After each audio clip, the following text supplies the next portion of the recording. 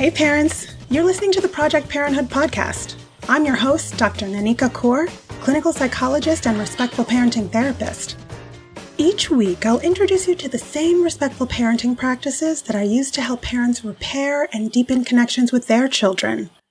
You'll get tips for cultivating more parental self-compassion, more cooperation from your kids, and more joy, peace, and resilience in your relationship with them. In today's episode, I'm talking about chores and what helps kids pitch in around the house. Stick around till the end to hear about collaborative ways to gain your child's cooperation in household tasks. Like many parents, perhaps you're worried that if you don't explicitly teach your child that they sometimes will have to do unwanted tasks to reap wanted benefits, they'll never learn it. But what if you looked at the issue of kids helping at home through a different lens? What happens when you take the focus away from obligatory chores and the outcome of kids' help, like the dishes being put away, and you focus on your relationship with your child, collaboration, and social learning? Some research shows that children who are involved in social helping from a very young age tend to take initiative in collaborating on household tasks, often without being asked, especially when their helping behavior is viewed as a child's already existing desire to participate in ongoing interactions with the family. In many indigenous and rural communities in the world where traditional Western schooling is less central to child development, children are integrated into family and parental work and community activities. The community, parents, and the children themselves all operate under the expectation that children will learn by observing and then contribute as they're developmentally able. This is in contrast to cosmopolitan, middle and high socioeconomic status communities, where kids are expected to focus on school, play, and possibly taking care of their own belongings. These kids are less likely to participate in household tasks unless they're asked to, and often resist or refuse when they are asked. Here are some suggestions for creating opportunities for your child to take initiative in helping, participating, and learning to collaborate in household tasks as a joint family endeavor rather than as a child's assigned and solitary responsibility. The first thing you can do is to model graciousness. Adults often do necessary things in life even though they don't want to, because they enjoy the result, like a clean house. But it's important to remember that it's you who cares about a clean house. That's an adult concern kids don't usually care about. Parent educator Robin Einzig suggests that parents trust that modeling the behaviors they want to see in their child is enough, and that when kids are ready, they'll use the behaviors their parents have been modeling. You can use invitations to help with everyday household tasks to model graciousness. For instance, when they've spilled their water on the floor, you might invite them to help clean it up by saying something like, "Oopsie, water spill. Here's a cloth. Do you want to clean the table or the floor?" If they refuse, simply state, "That's okay. I'm sure you'll help next time." Drop the issue and clean up the spill yourself. Instead of reacting from a place of worry about their future laziness, resentment about being your child's personal housekeeper, or punitive anger that leads you to retaliating against them in some way, model what it looks like to feel and be gracious, helpful, and altruistic. Clean up the spill with neutrality rather than rage and move on. Trust and believe that when your child is ready, they'll act in altruistic and helpful ways as well. Keep in mind, though, that modeling graciousness isn't some sneaky tactic to get your child to help around the house. It's an unconditional expression of care and generosity that you're doing because it feels good to be caring and generous with people you love, just like you want your child to be. You can also take care to choose your words wisely. Like, you might steer clear of the word chore, which implies a necessary but unpleasant task. If you're often vocal about how much you hate vacuuming, for instance, then your child certainly is going to resist doing this thing you hate. And if you're successful in gaining their cooperation and they end up doing the vacuuming, it's unrealistic to expect that they'll do it cheerfully after constantly hearing how terrible it is to do. Instead, take the focus off of the unpleasantness Think about and discuss these tasks as things you all have to do to keep the household machine running smoothly. Stress the pleasant parts of doing tasks around the house, the benefits of having done them. When you've just accomplished a challenging household task and are feeling good about the results, express that aloud. That could sound like, "Whew, all that dusting sure was hard work, but I really like how calm my mind feels when I don't see a lot of dusty surfaces, so it was worth all that effort." Don't talk only about the benefits to your personal sanity, though. Also point out the benefits to the family as a whole when everyone pitches in, and the good feelings that are generated by working together.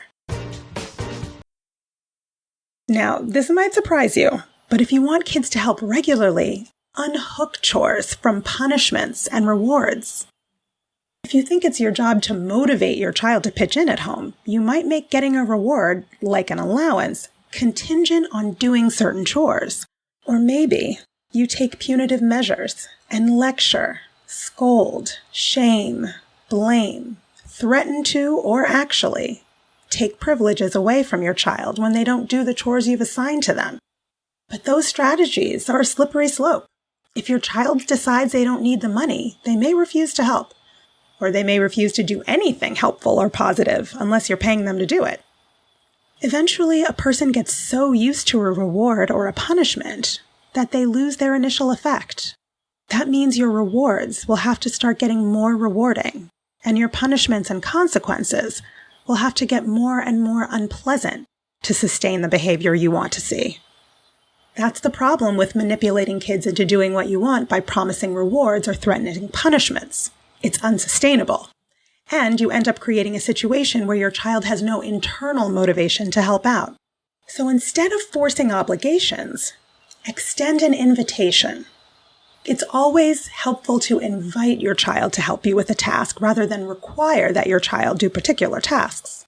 An invitation implies that your child has a choice and that no is an acceptable answer.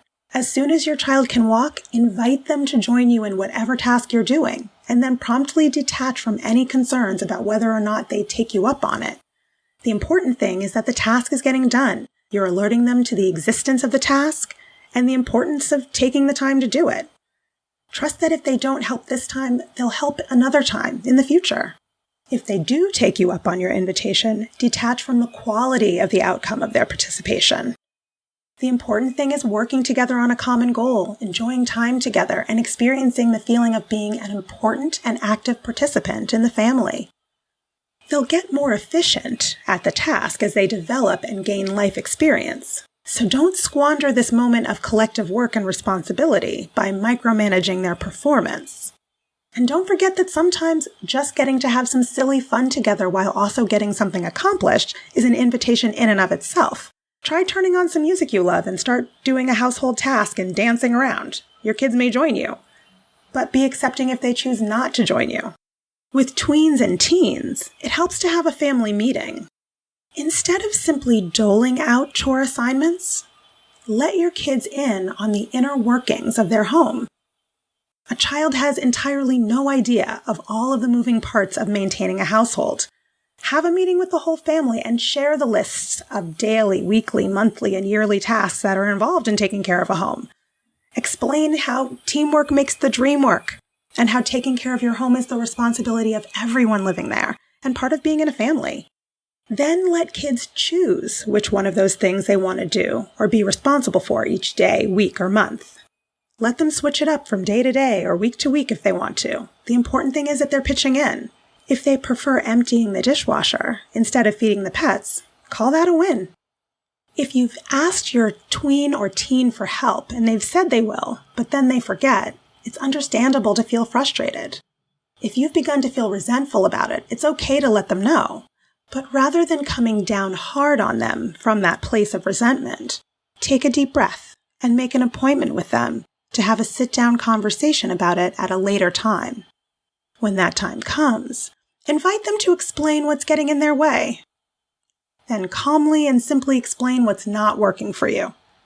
Then put your brains together to collaboratively come up with mutually acceptable suggestions for what you can both do to improve the situation in the future. So, thinking about doing things differently is great, but in the end, it's practice that leads to making progress. Children are more likely to participate in household tasks when they don't have to do them alone. This week, when you've stepped on your third Lego of the day and are now desperate to tidy up your home's common living space, instead of demanding that your child clean up their toys on their own by the time a timer goes off, try something new. You could say, "Ouch, there are a lot of toys on the floor that need putting away. Let's tidy up. Should we start with the blocks or the trucks?" Or, "Do you think you can get those books back on the shelf before I get all the Lego back in the bin?" Or, "If 3 billion markers and crayons and colored pencils are on the floor, how many blue ones can we find and put back in the box? Oh, I see one over here." Use this tidying time as a chance for connection. Talk, play games, create a cleaning playlist, and dance around as you go. Model what it's like to cheerfully work together on the common goal of contributing to a calm and welcoming space for the whole family. Test it out and report back. Capitalize on a child's natural desire to be helpful when they're small. And as they grow and develop, you may see them voluntarily take on tasks they can accomplish without even being asked. And kids tend to show a lot of pride in these accomplishments.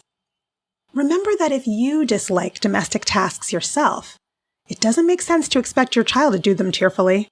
But also, you don't need external rewards or punishments, because being included and welcomed to join a task is a reward in and of itself, especially for toddlers and very young children. Even tiny kids can help out and be an active part of family life, and kids generally like to help. But when they get micromanaged, told they're in the way or not doing it right, and you end up doing things yourself because it's easier and faster, helping becomes much less attractive or interesting for them. You're in a bit more of a pickle when they're older and you've historically done everything yourself, but all is not lost.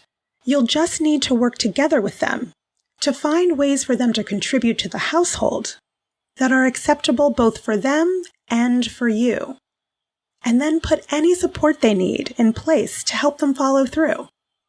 So when you ask your child to pitch in, do it with them and give them the freedom to do it without interference from you. If your toddler wants to, quote-unquote, help rinse the breakfast dishes, let them try. Let them know that you appreciate their contribution and that you value the role they play on the family team. Sure, their clothes in the kitchen may get soaked, and it may take longer than you'd planned for, but it'll totally be worth it in the long run. The more you accept their help in the spirit it was intended, the more likely your child is to want to help. I hope that's helpful. You can learn more about my work with parents at www.brooklynparenttherapy.com and on Instagram at BKParents. If you have more questions about kids and chores or any other parenting questions or stories, leave me a message at 646-926-3243. And be sure to let me know if it's okay to use your voice on the show. Or send an email to parenthood@quickanddirtytips.com. And don't forget to subscribe to Project Parenthood on Apple Podcasts, Spotify, or wherever you listen to podcasts. Catch you next week. Project Parenthood is a Quick and Dirty Tips podcast. It's audio engineered by Dan Firebend, with script editing by Adam Cecil. Our podcast and advertising operations specialist is Morgan Christensen. Our digital operations specialist is Holly Hutchings. Our marketing and publicity assistant is Davina Tomlin. And our intern is Cameron Lacey.